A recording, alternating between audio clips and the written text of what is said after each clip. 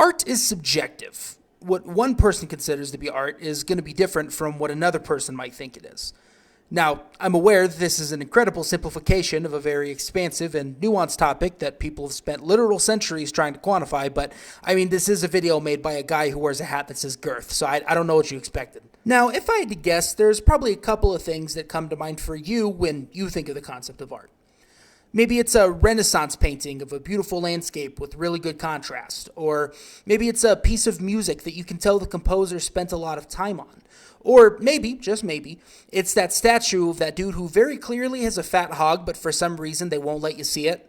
I don't know about you, but that's just what I think of when the concept of art comes to mind. Whatever you think of, the definition of art changes depending on who you ask. And the concept itself has evolved over the literal centuries that it's been a thing. So, I mean, what we consider art today is completely different from what they thought art was in like the 1300s. I mean, look at this thing. Would you really consider this? Like back then, this was art. This passed as art. Right, so it's very clear that the definition has changed a lot. The blanket term of art has been attributed to everything from paintings and books to movies and TV shows. People have dedicated their entire lives to the pursuit of artistic endeavors, and the result is often pretty great. Though, for all the modern adjustments we've seen to the definition of art, I still feel that there's one subset of it that isn't given as much credit as it ought to get. That subset is video games. Hi there. And welcome to the first video in a series that I'm calling Video Games as an Art Form. Here, I'll be discussing different video games that I personally think deserve to be considered art. Though, before I get there, I want to discuss what I personally think constitutes art in the first place, and why I think that way. Now, if we're going by textbook definition, specifically dictionary.com's definition, because I don't own a physical dictionary, art can be described as the quality, production, expression, or realm, according to aesthetic principles, of what is beautiful, appealing, or of more than ordinary significance. While this definition fits the description well, I'm going to convert it to my own for the sake of this series. If you're asking me personally, art is a piece of media that means something to you. It invokes an emotion within you, whether positive or negative, that impacts you in an irreversible way. It leaves a mark on you, and it causes you to look at life in a different fashion than you did before. I feel like a good piece of art has the ability to make you feel something you've never felt before, or maybe something you haven't felt in a long time. And I think the concept of art in one's own personal life is incredibly important, not only just for your own personal growth, but for the growth of those around you. And I think if we didn't have art in our lives, it would make things a lot more difficult. Because, I mean, if we don't have something to help us feel things, then it's going to be a pretty hard life. Going by my definition, anything can be art. It can be that painting you really like, or a piece of wood that you just stare at for hours on end. Or it could be the aforementioned statue of the man who clearly has a fat hog that they did a really good job of hiding. And it's like, I know it's there. Like, I know you made it. I know you sculpted it. Why wouldn't you? It's supposed to be there. It's like, stop asking questions as to why I want to see it. I just want to get a peek. Just one peek and I'm on my way. Anyway, by my definition, anything can be art, and there's really no limitations. This definition is what I'm going to be using moving forward as I make more of these videos. My intention is to argue the efficacy of video games as an art form by explaining their stories and characters and why they evoke emotion within me personally. Essentially, these are essay videos of my own opinion, which, of course, you're free to disagree with. I personally would argue that in the past decade and a half, the storytelling utilized by video games has only improved. The characters in them, as well as the journeys they experience, have expanded from being one-dimensional bang-bang shoot-'em-ups in an empty corridor to more nuanced bang-bang shoot-'em-ups in very large and open worlds. This expansion has also led to a change in the types of stories that are being told in video games.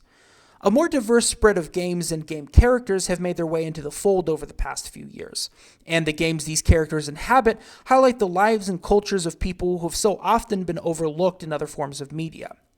While the gap of representation has yet to be fully filled, I feel that it bodes well for storytelling in video games, and expands the artistic field that it belongs in.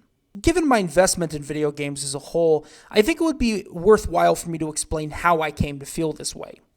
See, video games have been a big part of my life ever since I was a kid.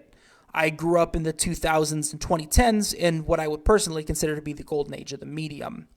Now, side note, I think it's important to note that this opinion is entirely built on my own personal nostalgia. I'm speaking from what I know. I wasn't really around in the 80s and 90s to play the games at the time, so I'm more than open to the fact that I could be wrong. But I digress. Along with books, the video games I played as a kid helped teach me about establishing a narrative and an arc within that narrative. It played, and still plays, a big part in my desire to pursue entertainment as a career, specifically in writing, but also in being a public clown on the internet. I've always held the opinion that while video games do take up time that can be spent doing something else, the experience provided by them is no different than reading a book or observing a painting. Just because video games kill time doesn't mean that value can't be found within them. Surprisingly enough, my love for video games was given to me by my grandma, of all people. When I was a kid, she was an avid gamer, as the kids say, and her bread and butter was RPGs. These massive, sprawling worlds, at least by 2000 standards, that had a multitude of characters with their own stories that came together to form a larger one. Back in 2002, when the first Kingdom Hearts game came out, she bought it for my siblings and I. She saw that it was a combination between Final Fantasy and Disney, both of which she enjoyed, and figured that we would too. I fell in love with it the moment I started playing it, and it's actually the first video game that I can remember playing. This led to a lifelong love of video games and the stories they told, and a passion that I don't intend to give up anytime soon. In many ways, I'm indebted to this weird little game that had a kid with unnecessarily spiky hair who ran around with a giant key, fighting shadows and whatever the hell this thing is. But in many ways, I'm also indebted to the woman that introduced it to me in the first place. My grandma gave me a gift that I could never possibly repay and that I'm forever grateful for. I think she's the precise reason that I find video games to be so important, and if video games and the love of video games are genetic, I got it from her, definitely. Now, there's two conclusions that can be drawn from this video. One, it's pretty plain to see that I have a great deal of love and respect for the medium of video games, and I think its importance as an art form can't be understated. And two, I really want to see that hog, and I'm very disappointed I can't see it. I'm just going to leave it there. Whether or not you've played a video game in your life, or you've played all your life like I have, I want this series to be both entertaining and as informative as I could make it. I want you to laugh and have yucks, but I also want you to enjoy what I'm talking about in the first place. Art is subjective. What I think it is and what you think it is are two completely different things, and that's okay. The beautiful thing about art is that it still has the ability to lead to a fruitful and thoughtful conversation despite the difference in belief or opinion. No matter what your stance is, there's still validity in what a piece of media means to you, and there's a special kind of beauty in exchanging that meaning with someone else. As I continue this series with future videos, I hope that my own personal exchange regarding video games will impact you as much as they've impacted me. And who knows, maybe by the end of this series, I'll have given you a new perspective on them. And I think today that's where I'm going to end the video. Not because I want to deprive you of good content, it's just I ran out of my script, so I don't really have a whole lot to talk about. So I hope you guys have a good day. I hope everything goes well for you, and I will see you guys with the next video next time I post. See ya.